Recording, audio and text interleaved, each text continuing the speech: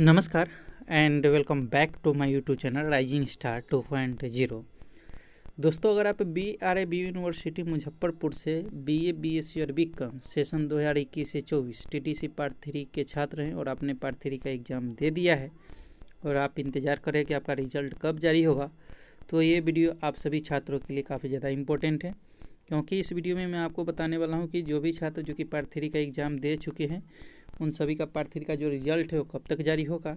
साथ में अगर जो छात्र एग्ज़ाम दे चुके हैं उनका फर्स्ट सेकेंड जो है कितने नंबर पे बनेगा, मतलब कैसे उसका फर्स्ट और सेकेंड आएगा डिवीज़न, और पास फेल और प्रमोट किसका होगा, कितने नंबर वाले का पास फेल या प्रमोटेड कर दिया जाता है, और कौन से नंबर है जो कि जुटता है और कौन से नंबर जो है वैल्यूएबल है।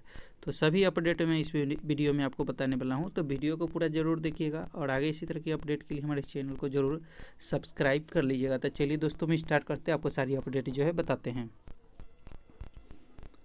तो पहले तो रिजल्ट अपडेट के बारे में आपको बता दें। कहा गया कि BRABU पार्ट 3 रिजल्ट डेट 2021 से 24 कब आएगा पार्ट 3 का रिजल्ट, परीक्षा नियंत्रक ने दिया अपडेट। कहा गया है कि BRABU पार्ट 3 रिजल्ट 2021 से 24 डेट। बिहार यूनिवर्सिटी की स्नातक पार्ट 3 की परीक्षा इसी महीने ख़त्म हुई है, जिसके बाद से स्टूडेंट रिजल्ट का इंतज़ार कर रहे हैं, लेकिन अभी तक कॉपियों का मूल्यांकन नहीं शुरू हुआ है।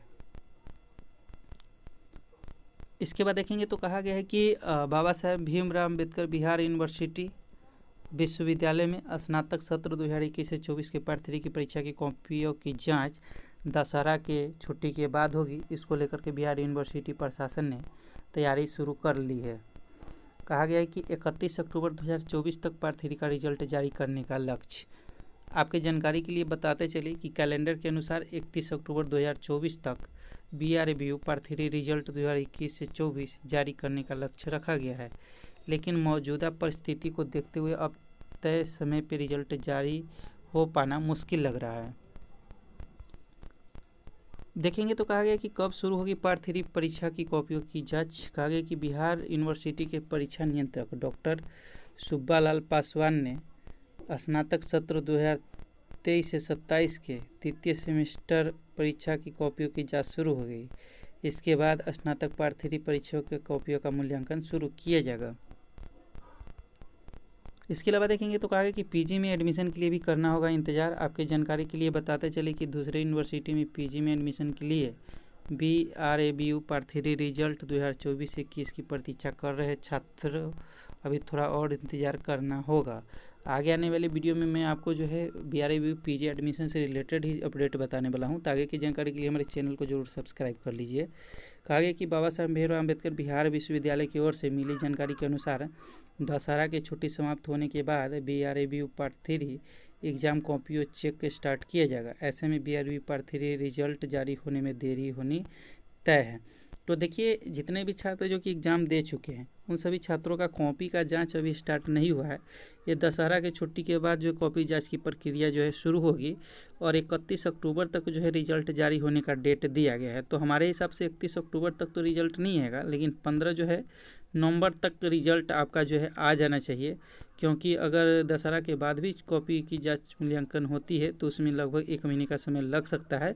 तो लगभग जो है आपका 15 नवंबर तक आपका रिजल्ट आएगा। अब आगे चलिए आपको बताते हैं रिजल्ट संबंधित और भी अपडेट है उसके बारे में।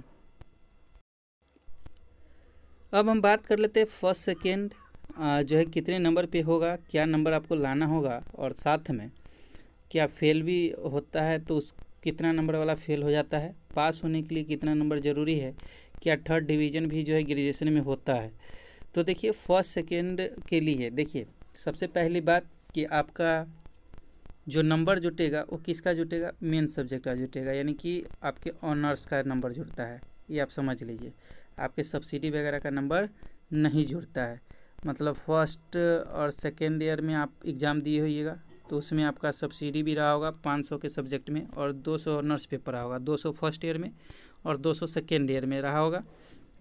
तो जो ऑनर्स पेपर था उसी का नंबर जुड़ता है। ये अलग बात है कि पास होने के लिए आपको जो है जो एक्स्ट्रा पेपर होता है उसमें भी आपको नंबर लाना ज़रूरी होता है। तो 200 आपका फर्स्ट ईयर में, ठीक है, मतलब पार्ट 1 में, 200 जो है सेकेंड ईयर में, ये 200 ऑनर्स पेपर का होता है फर्स्ट ईयर में भी, और 200 ईयर का सेकेंड ईयर में जो आपका मेन सब्जेक्ट होता है। इसके अलावा जो आपका सब्सिडी का होता है या कंपोजिशन सब्जेक्ट का होता है उसमें पास नंबर लाना ज़रूरी है, लेकिन वो नंबर जो है आपका जुड़ता नहीं है। जुड़ता कब है? जब आपका टोटल देखेंगे तो तीनों ईयर मिला करके लगभग जो आपका नंबर जो हो जाता है वो 1500 के आसपास जो हो जाता है, उसमें वो नंबर जुड़ता है। तो ये जो है जब आपका 1500 पूरे नंबर की बात होगा तब आपका जो है इस नंबर का जुटेगा। नहीं तो आपका रिजल्ट जो बनता है वो किसके ऊपर बनता है? आपके ऑनर्स पेपर में जो रिजल्ट आते हैं उसी का। तो फर्स्ट ईयर में आपका जो है 200 का होता है फर्स्ट पार्ट 1 में, 200 का सेकेंड में, और 400 का लास्ट में। आपको भी पता होगा कि लास्ट ईयर में जाते जाते ये जो है ऑनर्स पेपर आपका कितना का बन जाता है? 400। तो टोटल देखेंगे तो कितना हो गया? 200, 200, 400 और 400 800। ठीक है, 800 नंबर का ये जो है आपका एग्ज़ाम आपके ऑनर्स पेपर का होता है।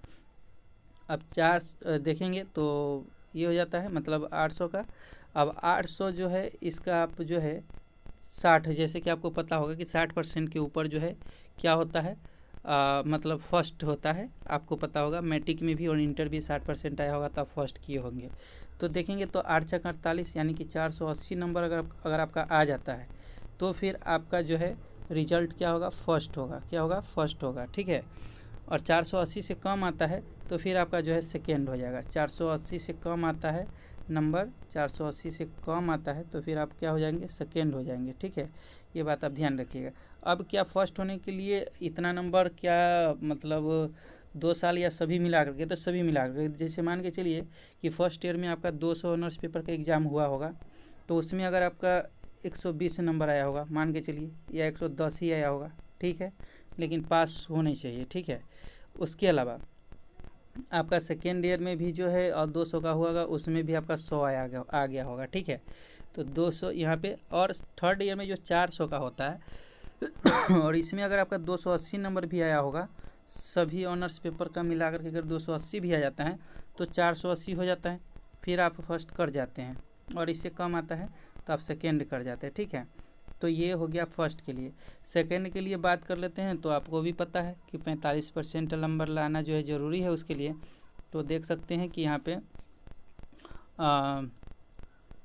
8 चौक 32 यानी कि देखेंगे तो लगभग 3 यानी कि 350 ऊपर नंबर आपका रहेगा। तो उसके अकॉर्डिंग या आपका आ जाता है कितना? आपका आ जाता है अगर देखेंगे तो यहाँ पे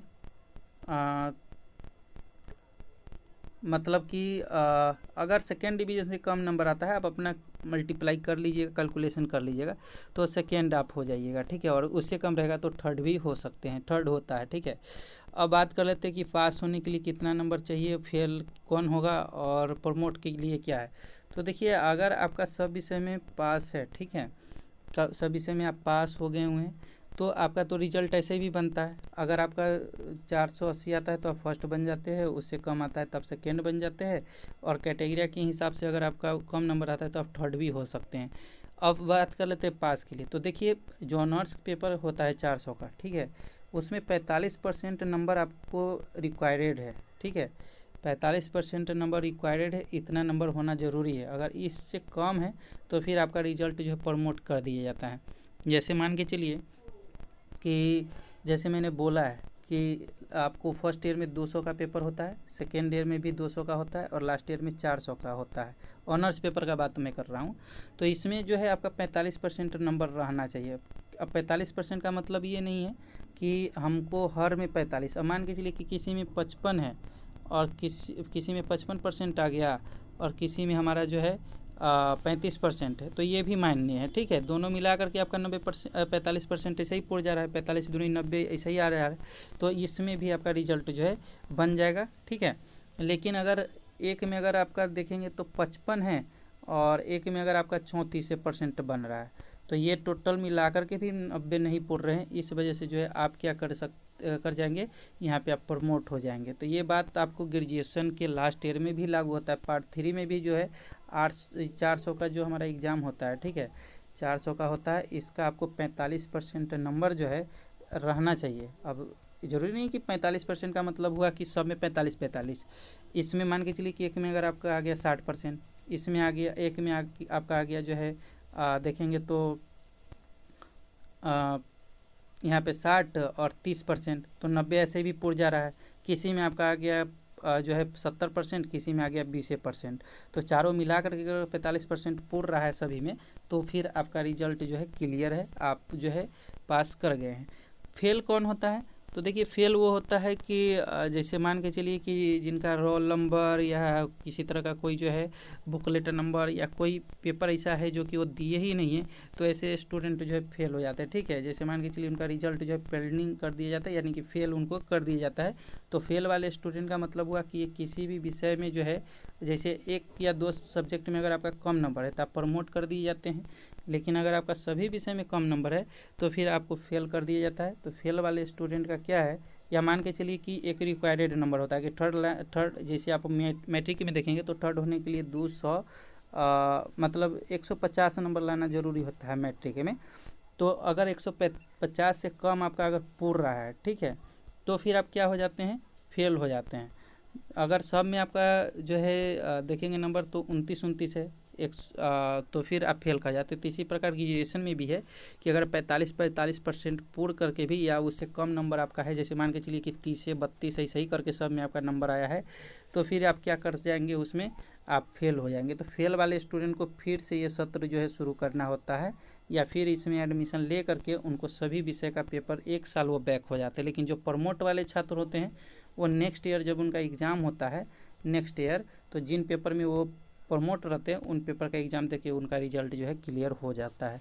तो आई होप आप समझ गए होंगे कि आपका रिजल्ट कब आएगा, कैसे आपका रिजल्ट आएगा। अगर किसी तरह का कोई क्वेश्चन है तो कमेंट करके पूछ सकते हैं। फिलहाल मिलते हैं अगले वीडियो में, जब तक के लिए जय हिंद जय भारत।